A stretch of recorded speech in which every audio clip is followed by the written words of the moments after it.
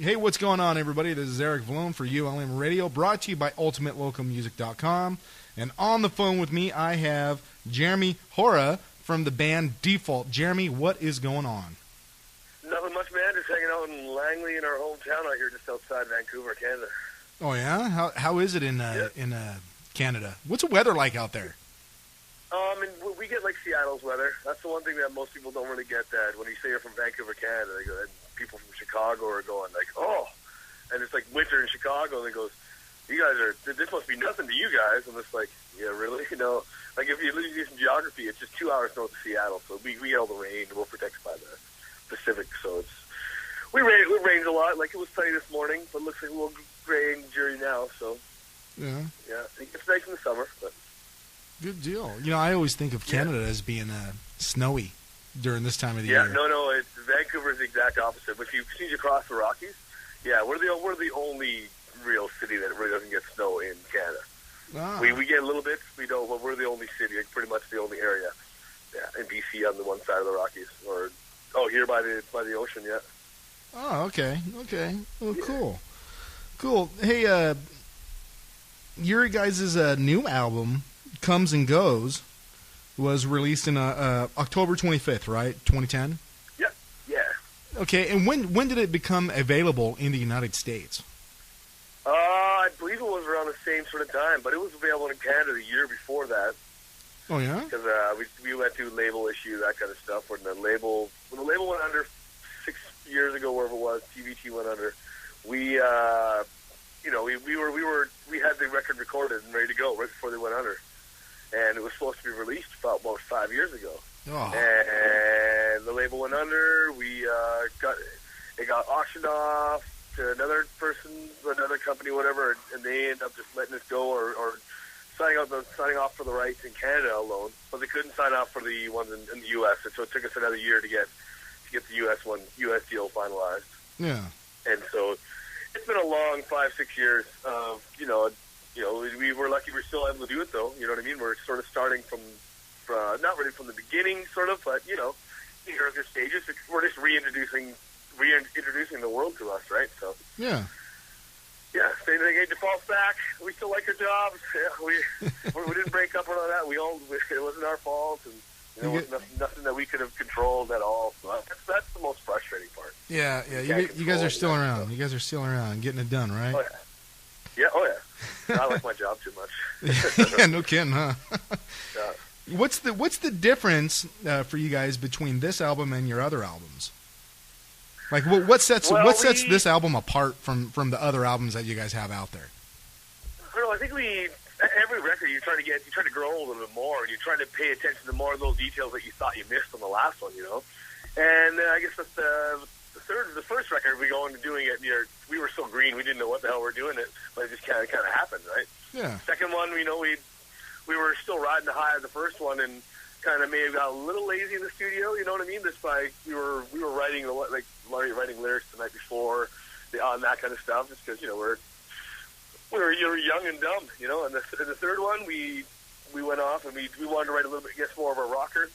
One Thing Remains has got more rock in it, and so with the pop stuff too. And I think with the new one, we went and approached it like have a few rock songs, but also go after the pop market and add more strings and add, and play with more of the dynamics and play with more of the, I guess the outside effects and that kind of stuff you can have, whatever, like strings and keys and play with more melodies and try to, then just challenge ourselves and see what kind of stuff comes out. And we came out with one of the songs, Supposed to Be. That's a song that just doesn't sound like anything we've done before, really. Yeah. Huh. It says, on your biography, it says that Chad Kroeger from Nickelback fame, he discovered you guys. Is that right? Yeah. Well, because me and our drummer Danny, we've been playing together. We were in just like a local band that never toured or anything like that before this, and we used to open up shows for Nickelback 15 years ago, wherever it was. I can't remember. It was a long time ago. About that. So and that's how we had met him then, and so we knew them. We'd hung out and that kind of stuff, and then when we got this new band formed, I'd been talking with Chad's best friend, and who also worked at his studio at home, Joey Moy. we had me and him were talking for about a year before Default was formed, saying, "Dude, we're gonna have something new. Me and Danny are leaving the old band, and we're gonna start something new, that kind of stuff." And then we have, and Dallas shows up, and he's our buddy. We had no idea he had that voice, so that was one piece that fit in perfectly. You know what I mean? Yeah. You don't have to worry about going. Yeah. And then we ended up doing a little demo, and I've been talking to Joey Moy, and the demo was on a cassette tape. This is how long ago it was. And so that's a long time ago. Chad had a car Chad put it in his cassette tape in his car. Yeah, and I think he was driving the Stealth at the time, the Dodge Stealth, whatever. And him and Joey, whatever, or maybe it would have been before they had that car. I think, but right away they came over at like 11 o'clock at night. Heard the demo, whatever. Left. Half an hour later, called and said, "Okay, we're gonna do something. We're gonna work. We are gonna do something here." So he got us in the studio, and we did the record minus "Waste of My Time" and "Live a Lie," that kind of stuff. "Live a Lie," "Waste of My Time," and "Sick and Tired" were all done with Rick Parasher after we got signed. Yeah. But Chad got us signed, and then we had the chance to go off and write "Waste of My Time" down in Seattle, and then we ended up adding that to the real record release, and then the label record release, and then we haven't looked back since. Right on. Yeah, "Waste of My Time" was quite huge, and we still see money from that song to this day. Oh, that's good. Good for you guys, man. Yeah, and I think it just reached its millionth spin or something like that too. So that's, I think that's of all the kind of like achievements you have. I think having a song that's been spun a million times is a pretty good achievement. So that's probably one of my favorite ones. That leads me into that one Jay Leno, No. That leads me into this question that I had about your album, The Fallout. It's been certified platinum with over 1 million albums sold, right? Yeah. Oh, yeah. What kind of a feeling is that for you? That's got to be like tremendous, going from a band that's playing in bars and stuff, or wherever you guys were playing, to selling 1 million albums. That's not like a little bit. That's not like 10 albums. That's 1 million albums. No, it was a good year. Definitely was a good year. We haven't had the same success since then, but it's always, you can't write a "Waste of My Time" every record you'd like to try. Yeah. But you just never, and that's the thing is you never know. Even if you can write the carbon copy song, stick with the exact same formula, but you just never know what's going to hit because there's other things involved too, right? There's like label pushing, or what's on the radio at the time, if it fits with what's on the radio at the time, or if it's too much like something else on the radio, they don't want it. If they wanted something, because they want something different, it's all, you got to meet someone on the right. The stars always have to all align, right? So, and that's with anything. If it's going to be a hit, it's going to be a hit. Yeah. Well, you guys got some good stuff out there that you guys do have those hits, and you guys are doing very well. Oh yeah, no, we've been able to tour, and we've been able to tour for the last 10 years and still be, and not kill each other. My most successful relationship is one with 3 dudes. Wow. I know. Happy Valentine's Day. No, we don't buy to the Valentine's. Yeah. Hey, what's the with you guys' touring and everything, what's the craziest thing that has happened to you guys on the road that you can talk about, that you can tell? One of the crazier ones, when we were just on the road, when we were recording "Waste of My Time" in Seattle, right down there. That's when that big ass earthquake hit. That almost 5.9, whatever it was. Yeah. And we were like a couple miles from the center of it, so we were like right, right there. You guys were right there. Oh yeah. And the house that we were in was kind of on stilts a little bit, or it's kind of not really on stilts, but on the side of a hill. So we didn't know if we were going to slide down the hill, or I just woke up and my bed's rolling around the room. I was just like, then I was sleeping and it was rolling around the room. And it's like, what's going on? I'm having an acid flashback or something? What the fuck? Like, what the hell is this?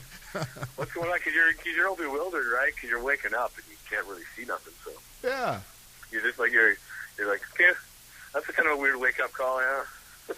Yeah, Mother Nature, here you go. Let's shake the fucking earth for you. Yeah, thanks a lot for that, right? Yeah.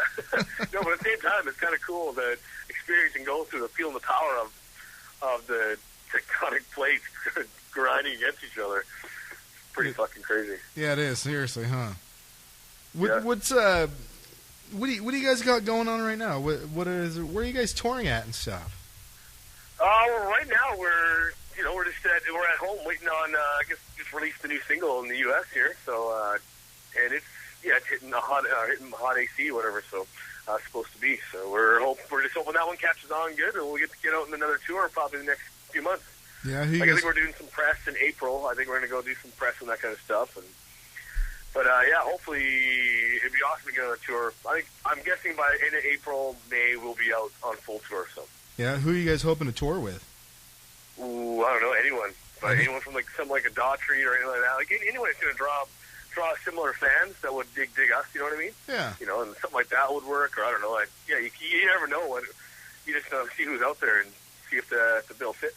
Yeah. Yeah. We just want to have people. We want to have bodies. We want to have some draw bodies that we can. We'll draw a few, but so we want to try to gain new fans, right? So yeah, you guys want to play with people that have fans, so they can become your fans. Yeah, right? We did a very successful run with Hinder and My Darkest Days and Saving Abel. But that was more rock. And this time that was in November, December, and then now we're off to do the more hot AC sort of stuff. So it'll be different. The more the soccer moms and the soccer moms. Soccer moms can be hot, man. Oh, that's what I mean. Exactly. That's the whole point. we're not young spring chicken. We're not 22 or 23 anymore. That's right. Yeah, 34. We're in the 30s. Yeah. We date soccer moms like soccer moms are our wives, or whoever has us who have wives. Yeah. That's it. I'm getting my kids in soccer. Yeah. I stood in the rain last Saturday with my kid playing soccer. Yeah. No, right on. Well, Jeremy, thanks a lot for taking this time with us, man. I really appreciate it, and we wish you guys all the best. Cool, man. Thanks a lot. Yeah. Hey, you know what? Anything you want to say to your fans? Oh yeah, definitely. Thanks for sticking around. I definitely want to thank our fans for sticking around and not giving up on us and still digging the tunes. We're going to keep bringing them. We're even writing right now too. To keep you guys happy still. We're not gonna wait another 5 years. We promise it won't take another 5 years to get another record out. So yeah, we're sorry about the wait, but it'll be worth it, and then we'll keep we're back on track again. There you go, worth the wait. All right, man. Jeremy, thanks a lot, man. You're welcome, man. We'll talk. Well, yeah, nice talking to you, man. Hey, you too. Thank you very much. One day along the adventures, we will bump into each other and share a beer. So. No, you better believe it. We'll get it done. Oh yeah. We'll have a good time doing it too. Any defaults are in the area, just email Doug, whatever, or whoever, and through management we'll hook up tickets and that kind of stuff. So we're always good with that kind of stuff. And we like to meet. Yeah, we love meeting the interviewers and that kind of stuff. That we can put a face to the voice. Oh, that's like, always you the look best. like that. Yeah, man, you are ugly. I didn't think you looked like that. Yeah. Right on, Jeremy. All right, we'll man. Thanks a lot. Have a good one. Well, there you have it, everybody. That was Jeremy Hora from the band Default. Check out Default at defaultonline.com.